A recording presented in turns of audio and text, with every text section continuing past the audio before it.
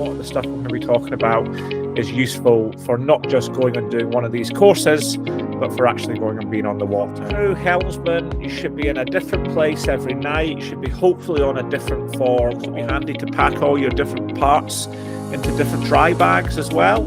That way, if they see you being super excited and involved, they're going to get super excited and involved, and they're going to want to push the boundaries of what they're teaching that week. Kind of learn more, because you're not going to be wasting time learning about stuff that you can actually learn before you get there.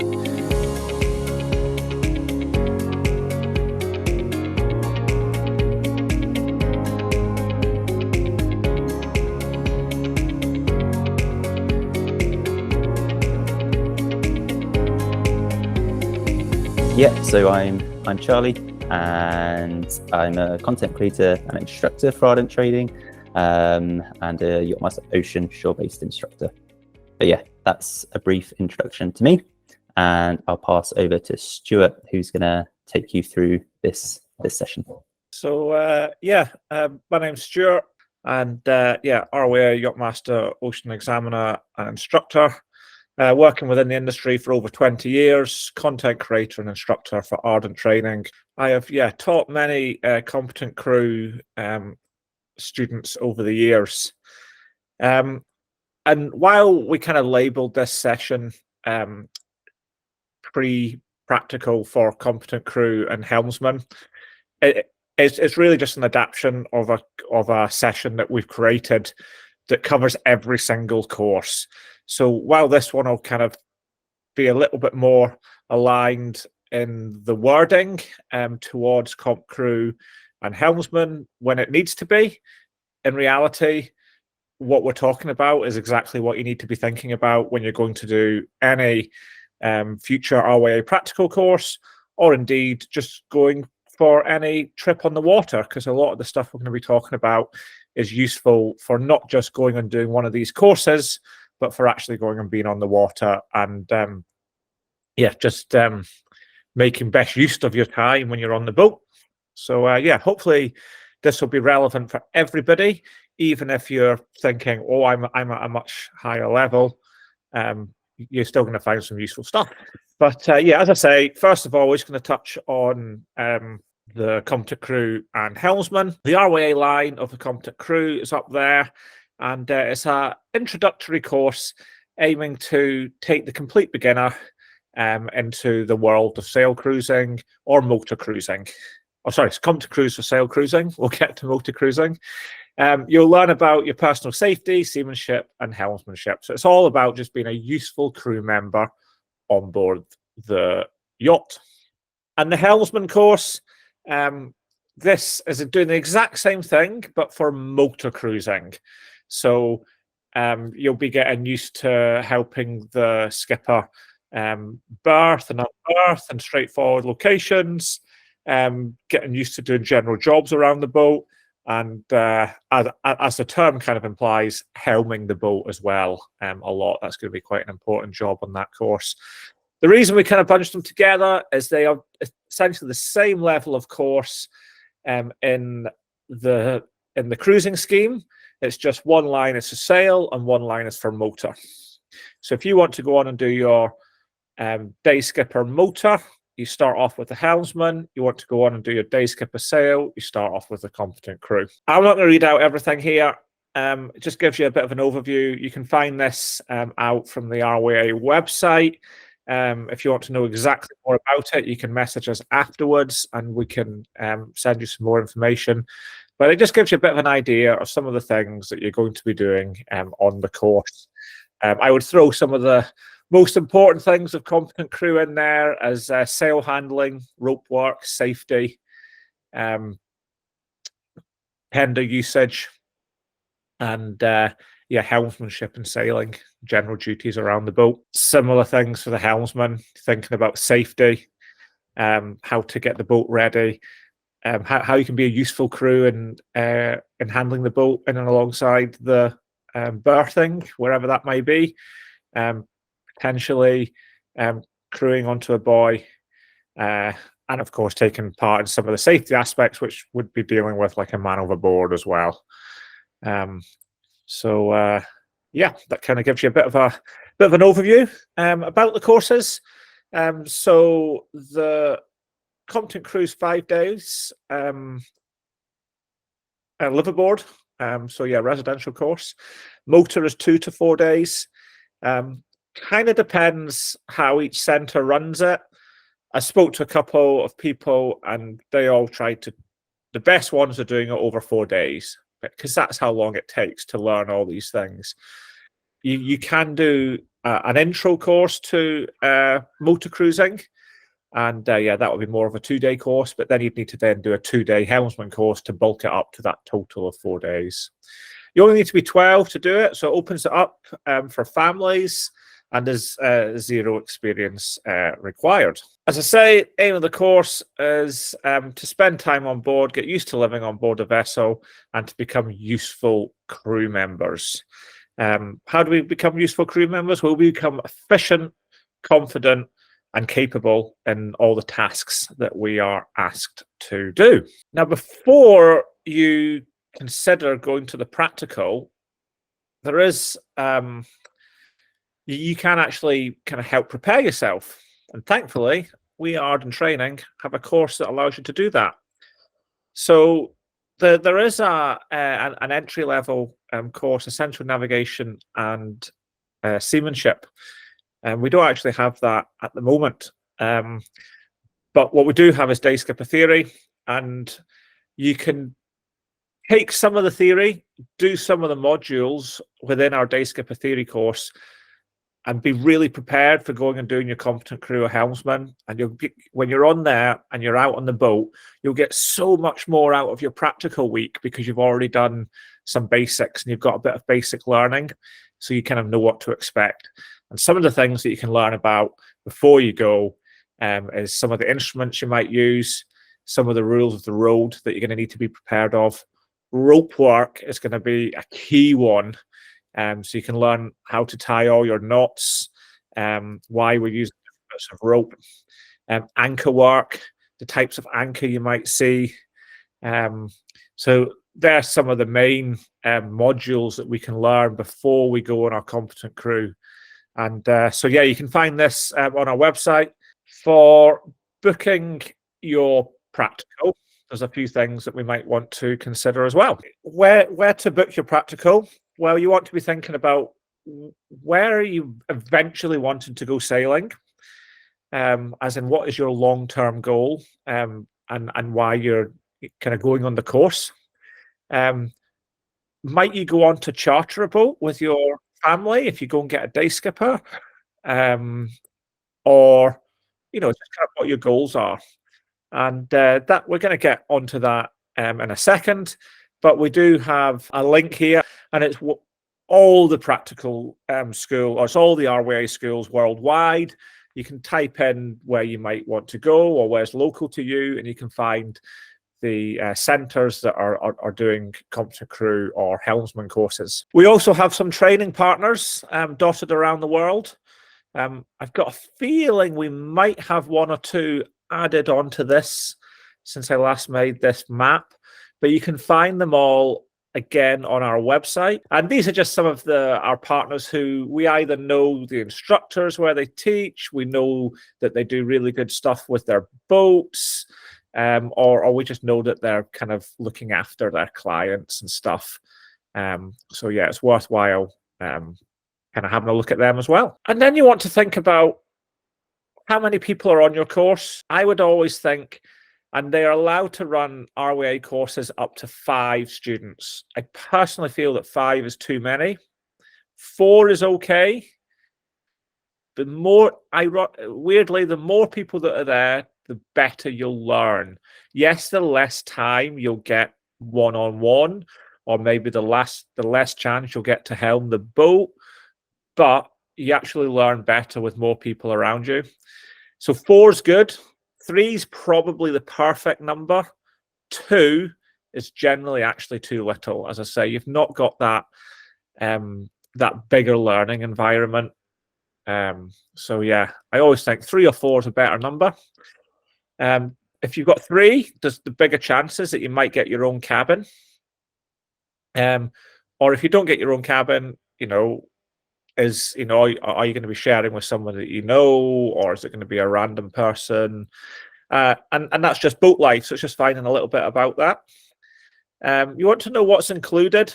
I was quite surprised when we were looking recently about how few sailing schools actually include meals or food for their courses. I just kind of figured it should be a bit of a given, and maybe when people have lower prices, that may be because they're not including all these extras. Thankfully, the main people that I've always worked for, we've always provided food. I think that's a given. So that, yeah, it's just kind of, you want to be asking these questions before you go and book on your course, because you want to know what you expect when you get there. And it's also quite important to know who else is going to be on your course. So when you're doing a competent crew week, competent crew week generally works best with other competent crew students on board, or helmsman students on board. And but you can actually run these courses with anybody from any of the levels, and it works with any of the levels, and you just get a different experience, and that's great. What I would say is, if you were told, oh, there's a Yachtmaster prep course, you can come on that, you'll learn loads. As a competent crew or helmsman, don't do it. That's not what they're for. They're not. A Yachtmaster prep course isn't an official RYA course. It's a prep course, so there shouldn't be competent crew or helmsman students on it. But for day skipper and coastal, no problem. I think if it's all comp crew or all helmsman, I think it's nicer. But if you've got a day skipper around, it allows you to see what they're doing, to learn a little bit more about some of the extra activities that they might be doing. And especially with a coastal, it maybe even gives you the chance to do longer overnight passages as well, which can be quite fun. And it's a good chance to do that. So yeah, just some of the things to ask. Where will you sail or cruise to? Comp crew, helmsman, you should be in a different place every night. You should be hopefully on a different form of berthing. By that, I mean maybe pontoon one night, mooring another night, anchor another night, and yeah, a night entry into somewhere another evening. What you want to know, what your course times. So what time you expect to turn up on the boat. Most courses, but not all, run Monday to Friday. So you're generally looking to start at 8 or 9 in the morning. Do you need to get accommodation before it, or can you turn up and stay on the boat the night before? So these are some of the things that might influence where you book your course or take it. And of course, the time of the year. If you're in Scotland, for instance, you've got a lot more daylight through the summer months, so you can have nice long days on the boat where you're never rushed by time. While if you're in the Caribbean, maybe, yeah, you've got that hotter weather, but for daylight, you're much closer to that 12, 13 hours a day, so everything becomes a bit more rushed at the end of the day to try and get in before dark, which you don't have in the higher latitudes. So it's just something to think of. What do you want out of it? That kind of thing. I think it really doesn't matter where you go and do it. Wherever you go, you're going to get a great experience. And it doesn't really matter if your next goal is to go on to charter. It just go and do the comp to crew helmsman where you think you'll enjoy your time on the water. When you go to do your day skipper, for those that are maybe looking at day skipper, then I'm thinking personally a little bit more about, where do you want to sail with your day skipper ticket? Do you want to charter? And if you want to take your family on Mediterranean cruising holidays to Greece, then go and do your day skipper there. Because if you do your day skipper where you're going to be actually sailing, you're learning in the area that you want to be good at. So it's much better to go and learn all the tricks of the trade and get to know that area so that once you go back with your family, there's a lot less pressure on it. That doesn't mean you have to do it that way. It's just a suggestion. What do you want to take on the course? Well, you want to dress suitable clothing. That could be that you want to dress in layers, depending on where you're going. You might want to take your waterproofs. You want to have suitable footwear. You may want to take some swimming gear and hat and sunglasses. And there's a little video here which kind of shows the advantages of dressing in layers. And you'll see all the kit that came in that video as we go on a little bit further in the course. But it all fits into a small bag, and you can have every little bit of clothing ready for you on the course. So yeah, it's just thinking about dressing in layers, making sure you're covering tops, bottoms, extremities, hands, hats, gloves, etc. You're also going to want to, while it's going to be a practical course, you want to take notes, and you may even have some paperwork that you might want to use when you're on the course as well. So if you have already done some theory, you're going to want to take that with you. You're going to want to take your own notebook so that you can take notes and write stuff down. Maybe what you did that day, a little trick that you've been taught, how to remember it. If you've got an RWA training logbook, then take that with you. If you don't have one, then the school should provide you with one specifically for comp crew and helmsman. They should definitely be providing you that logbook. They shouldn't be making you pay for it. That should be part of the course price.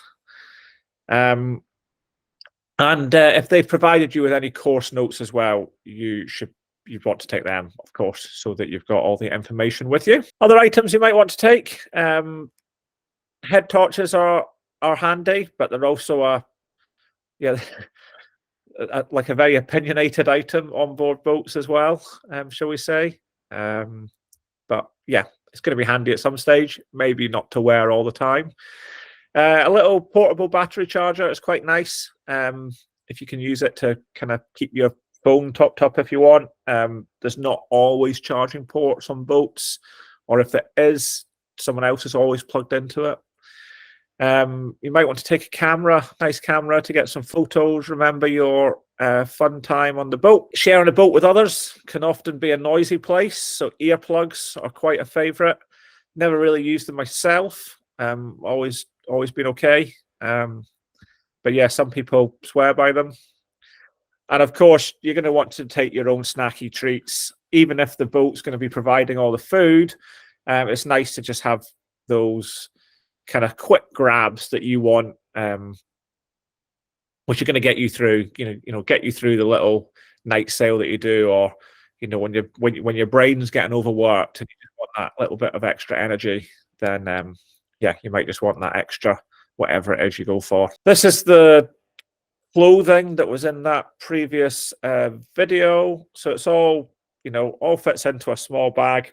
And how we want to do that is we want to pack it into a collapsible bag. So we don't want to take it in a case, because there's no way to store that on the boat. So it wants to be something that can kind of fold up together.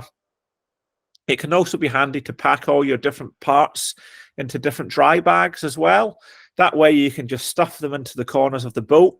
They won't get wet, but you can kind of stuff it all away and you know where it is. And if you've got your different things all together, you know exactly where to grab them from.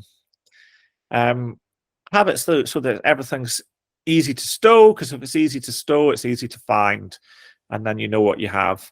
If you've got the different dry bags as well, you can stuff what you need in for the day or the evening into a bag and kind of clip it on somewhere in the saloon, so that you're not always having to go back to your cabin or your bunk to find what you need.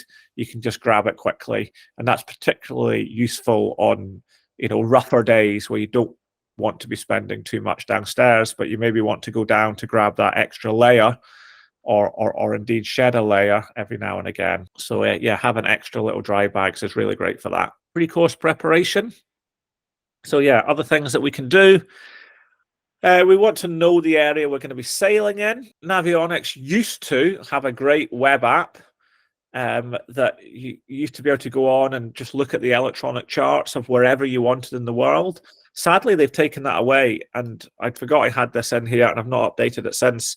But there's one called CMap. We'll see if we can dig out the link for you. But that kind of does exactly what this web app did. But it's really nice to kind of have a look at the area and see what the topography of your sailing area is like, and the things you might want to be looking out for.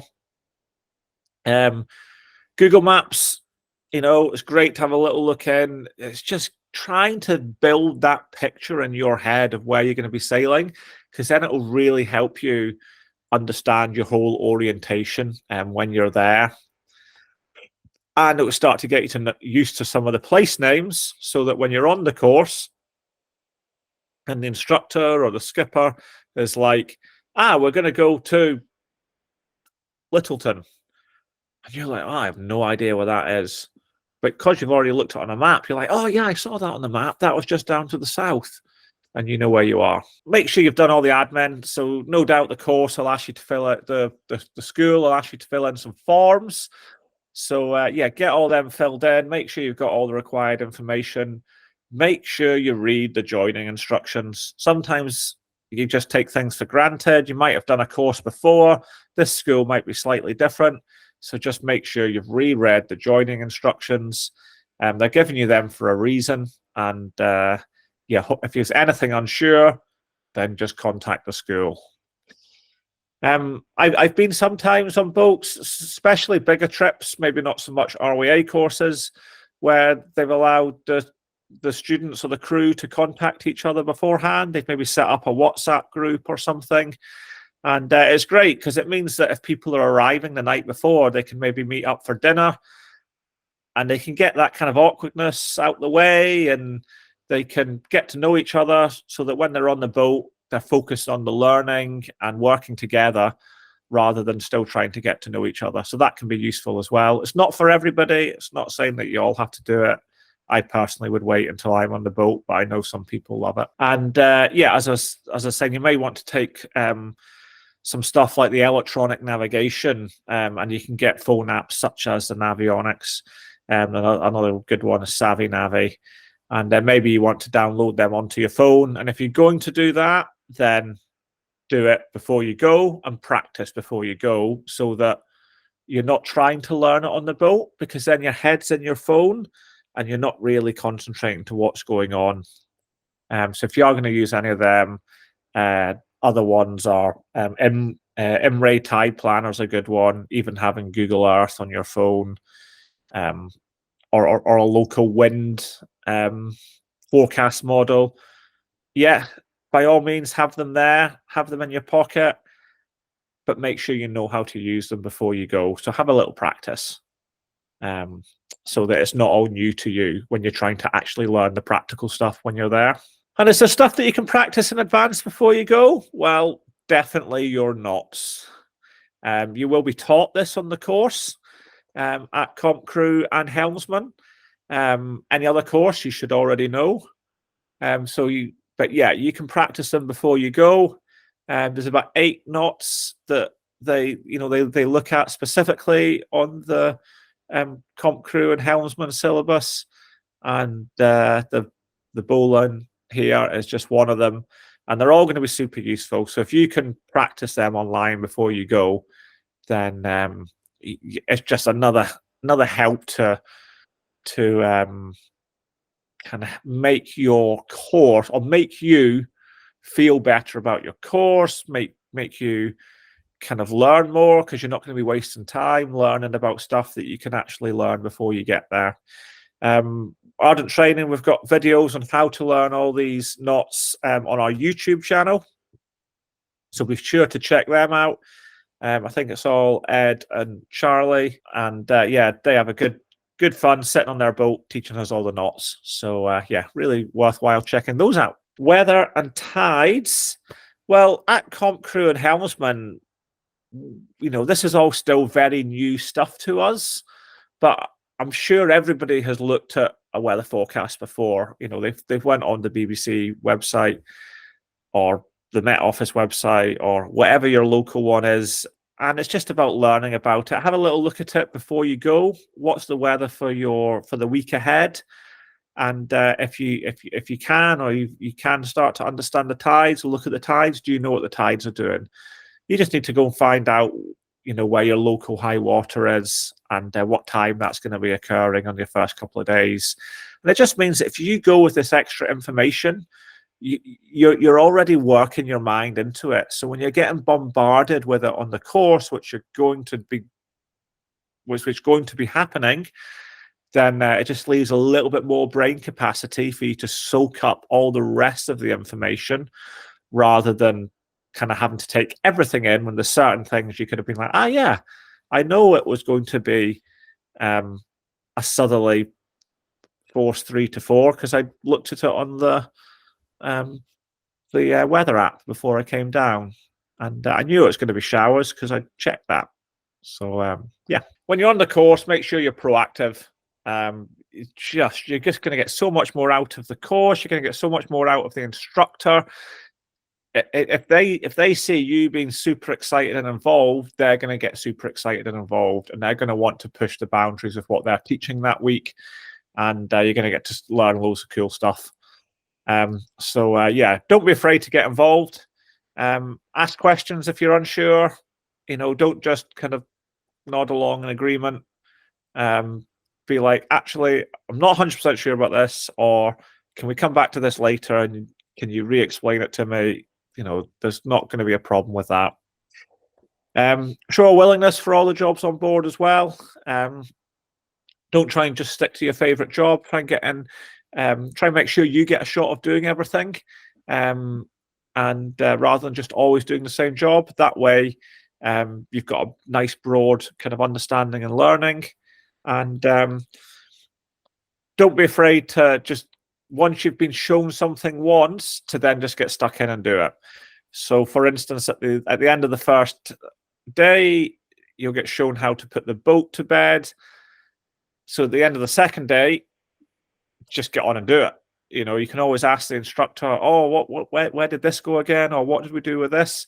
But if you just get on and do it, that's you learning and working it all out for yourself, rather than being, we'll just wait for the next set of instructions. So yeah, if I'm on a Monday to Friday course and by Tuesday night my students are already putting the boat to bed without help from me, and they're helping each other to sort it all out, I'm like, this is great. We're gonna have a great week because I taught them last night and now they've just got it straight away. So they're getting this, so we can just keep pushing on. We're not having to spend more time covering the same thing. They're helping each other doing it. Everybody's getting a shot, and we'll just put someone else in charge the next night, and it just gets things done. And it just works better for everybody. That if people just get involved and be part of the crew. Take notes. So as I say, you got your notepad with you. So make a note of all the learnings. If you've had kind of step-by-step instructions for any of the tasks you've been doing, then that can be really good. Or the points of sale is really useful for people to understand. Like in the picture here, when will we close hold? When will we close reached? What's our Windex doing? What should we be doing to our sails? Write it all down, get it all down. The more repetition you put there, the quicker it's going to go in, so that when you go back out the next day, you know, you've hopefully got a bit more learning than just having listened to the instructor once. You can be like, I was reading this and I was writing this last night in the bed. I can now act upon it a little bit more, or some of the things that you've been doing. So yeah, take notes. And even just for remembering later on, you're going to take so much information on during the week. You want to be able to remember it all.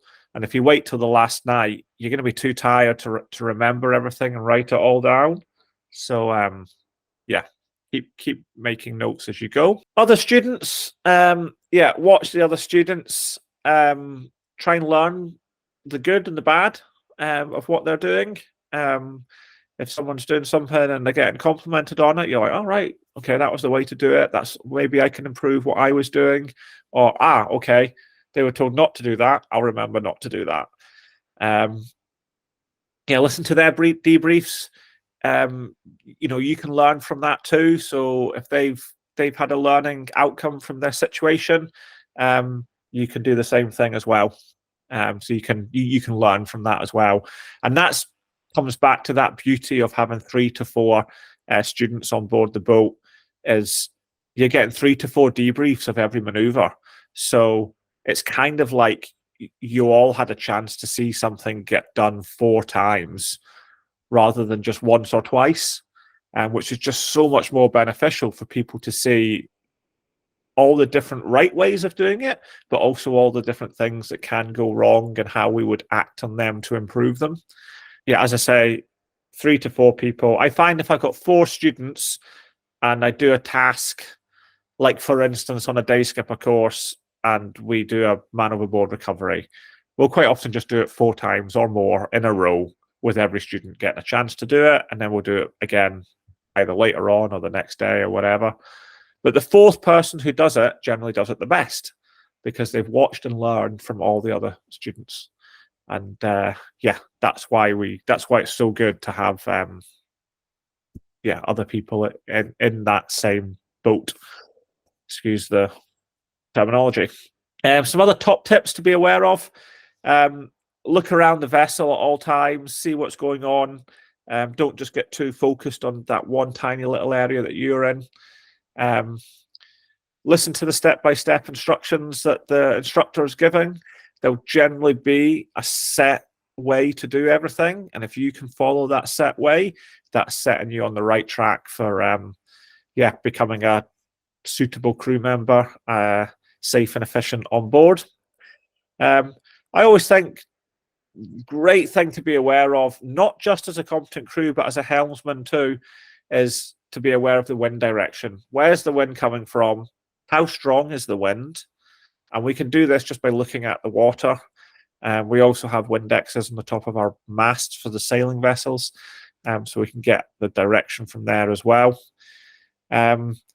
You'll have been given materials as well, so don't be afraid to use them. So whether that's the charts or the pilot books.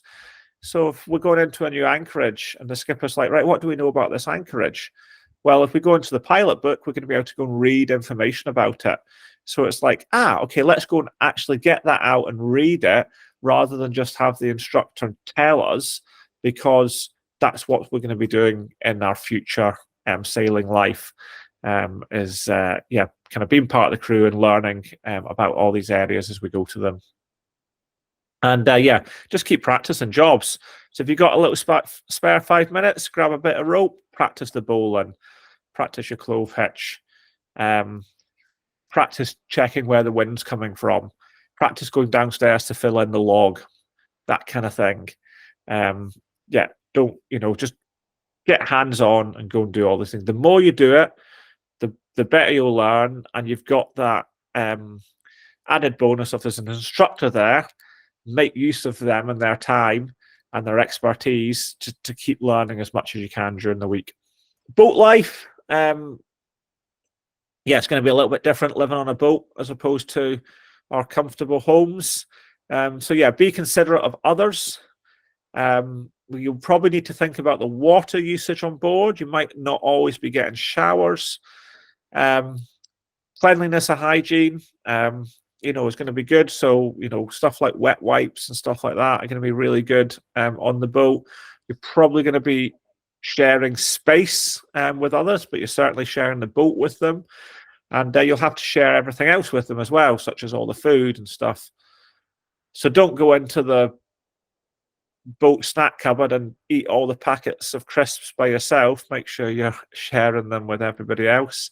And just to respect others' environments as well, try and give everybody space. Finally, I'll get to the end. I always think get off the boat as well. When you get to the anchorage or you go to a new marina, it's really tempting to, I'm quite tired, I'm just going to sit on the boat and read my book. Well, you've probably been working your brain all day. So go for a walk, Go and have a little look around where you visited. You know, you might have sailed to an island and you might never go back to it. You know, this might be a once in a lifetime opportunity to have a little stroll around this island. And that's how I got this shot here. It's a small island off the west coast of Scotland. And through my career, I've been there a lot, but, you know, not many people do. And most people I sail there to with will have never been again. So it's nice to take them up, look at the views, and yeah, kind of experience the places that we sail or cruise to. Different areas, I kind of touched on that one earlier on, with the Caribbean and Scotland and yeah, Mediterranean, Solent. It's all about a little bit about how intensive do you want your week to be? Do you want it to be sunny and swimming, having a quick swim stop at lunch, or do you want to be tacking and getting out of the way of ships and shipping and dealing with tides all day long? That's going to kind of choose those. As I say, longer days, shorter days. And every course is going to be different. You could go and do a competent crew next week and do one the week after, and there'll be completely different courses. Or you don't do a comp crew 1 week and a helmsman the next week, and you'll learn completely different things, even though they're the same, essentially the same level of course. And the same goes all the way up the syllabus. You could do 3 day skippers and you'll have learned something different on every single week, because there's just so much content to learn. There's no way we can cover it in 5 days. So it's just being aware of that. And yeah, think about any future questions as well. So you might be thinking, oh, I'm just going to do this week, but where am I going to be going afterwards? And maybe that's something that you can ask during that time. Maybe you're thinking, I'm going to go and sail in the Mediterranean, but I'm doing my course in the UK. Maybe you want to use this time with an instructor to ask about med mooring, or vice versa. Maybe you're doing your course in the Mediterranean, but you're going to go and sail with your pals on the Solent in 2 weeks' time. So you're wanting to ask about like the tides and the tidal gates and why we have to deal with them. Use that opportunity with an instructor. Take it all in. The end of the practical, what is going to happen then?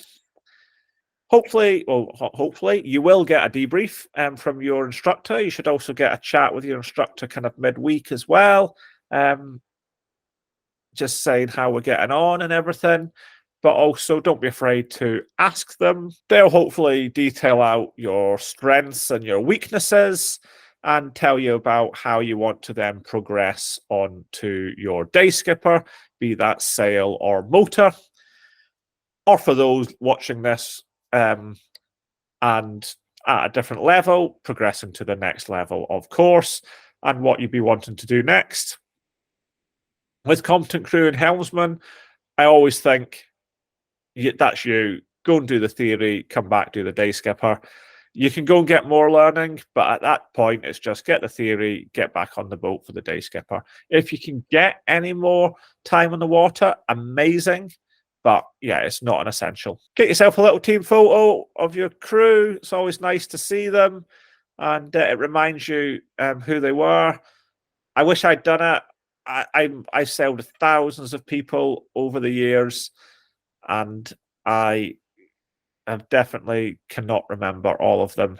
And I will have instructed hundreds, if not thousands. Yeah, I wish I'd had photos of them all, because it'd be just quite nice to look back and think, oh yeah, that was that really windy course we did. Oh, that was that one where we had the spinnaker up or something. So yeah, always nice to remember.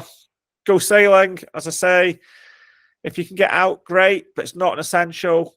Do your day skipper theory, do your day skipper practical, and adventure sailing trips is a great one as well. I've just thrown that in there. But it's like, we can join a boat and sail from Scotland to the Faroes or Iceland to Norway, or a lot of people bucket list is to sail across the Atlantic. All great things, because you can just get on a boat, you can put a lot of your skills into practice that you've learned as now a competent crew or a helmsman, and you can put these skills into practice and actually use them, and become a better sail cruiser or motor cruiser. Day skipper theory, we touched on. It progresses you up to becoming the day skipper. And yeah, you'll find that on our website. That is us. Yeah, thanks for joining us. You can ask questions anytime using the live chat feature, which is on the website, little pink button down in the bottom right, or email or phone. And yeah, please do follow us on social media if you haven't already. Thanks very much, and see you next time.